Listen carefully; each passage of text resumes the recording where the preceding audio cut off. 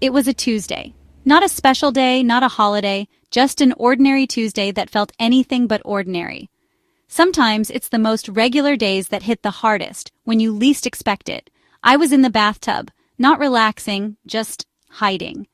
The bathroom had become my safe zone, the only place I could escape for a few minutes and pretend the world outside didn't exist. Phone buzzing, emails screaming, and I thought, so this is what emotional combustion feels like. Every ping felt like a tiny explosion, each notification a reminder that I was falling behind. Not tired, not stressed, just fried. Like my brain had been left on the charger too long, and now it was overheating, unable to process anything else. That's when I knew burnout wasn't knocking. It had already moved in. It unpacked its bags, made itself comfortable, and started redecorating my mind with exhaustion and apathy. We're sold this hustle harder mentality. Grind, push, never stop. The world tells us that if we just work a little more, we'll finally make it. But at what cost? But what happens when you hit a wall? Not a speed bump, but a full-on, I think I just broke my soul kind of wall. Yeah, we're going there. It's a crash that leaves you questioning everything. This isn't about toxic positivity or ignoring the struggle. It's about facing the hard stuff, acknowledging the pain, and realizing you're not alone in it. It's about building a life where burnout doesn't get a front row seat, where joy, rest, and connection matter just as much as productivity. So grab your water bottle and emotional support snack. You're going to need them for this journey, trust me. Let's dive into the 7 habits that brought me back to life. Because surviving burnout isn't just about getting by, it's about finding your way back to yourself. Let's talk boundaries. Setting boundaries isn't just about saying no to others. It's about saying yes to yourself, to your peace of mind, and to your well-being. Remember when our parents told us to just say no to drugs? That advice was simple, but it stuck with us for a reason.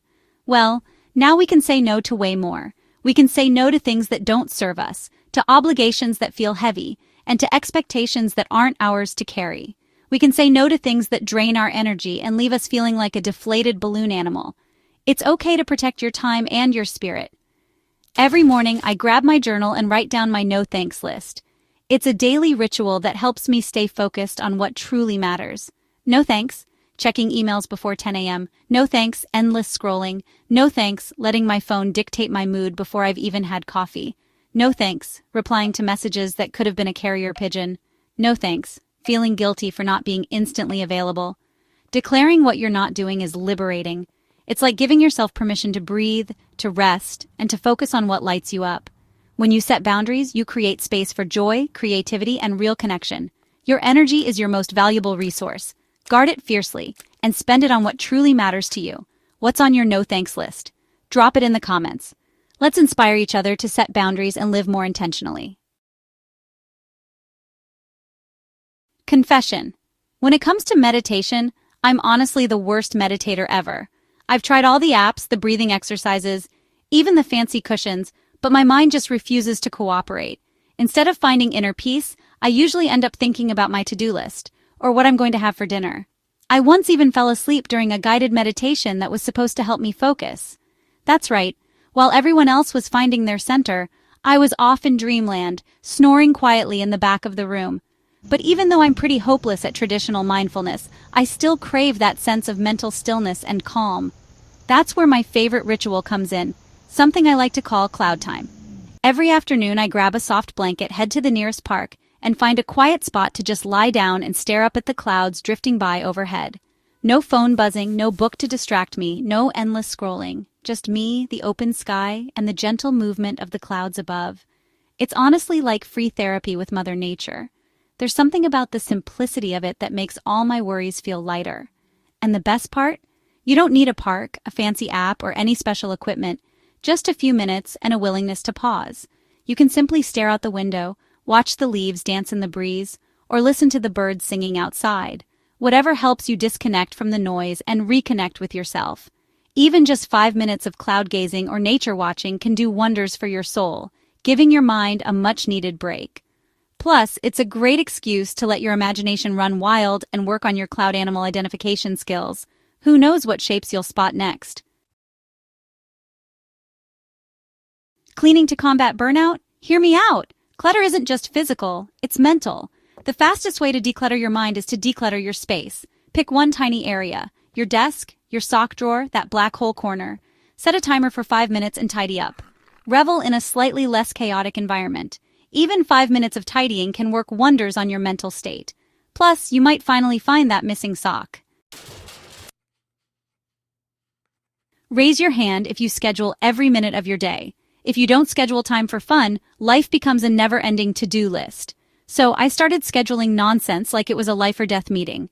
Bad karaoke night? Booked? Pillow fort? Penciled in? Coloring outside the lines? Absolutely. Embrace the silly, the things that make you feel like a kid again. Your inner child will thank you. Burnout won't know where the fun went. We all know emergency contacts, but what about emergency humans? I call mine the SOS Trio. These are the people who answer a 2 a.m. I'm spiraling text with real concern, and maybe pizza. It's not a group chat, it's a sacred space for vulnerability and real talk. Sometimes the best cure for burnout is a heart-to-heart with people who get you. Find your tribe, your SOS Trio.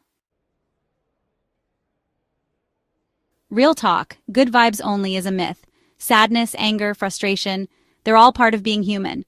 Bottling them up is like stuffing a giant unicorn floaty into a tiny suitcase. Enter the Feel Your Feels hour. Once a week, I let myself feel everything. Cry, journal, blast angry music, dance it out. Think of it as emotional composting. It might get messy, but it transforms into something beautiful. Set aside time, grab your tissues, and let those feelings flow. The world constantly tells us we're not enough. So I started doing the enough check. Throughout the day, I pause and ask, what if I stopped trying to prove anything? Suddenly the pressure fades. What's left is peace, the realization that you are enough, just as you are. You don't need to earn your worth. Remember that. There you have it, my 7 burnout-busting habits. It's not about adding more. It's about choosing what nourishes your soul. Here's your permission slip. Cancel the unnecessary. Schedule the joy. Say no like it's self-care. You don't need to grind harder. You need to care gentler. You matter even when you rest. Hit subscribe if you're reclaiming your peace. Let's stay soft, weird, and wonderfully alive. Let me know if you need a word count or further tightening.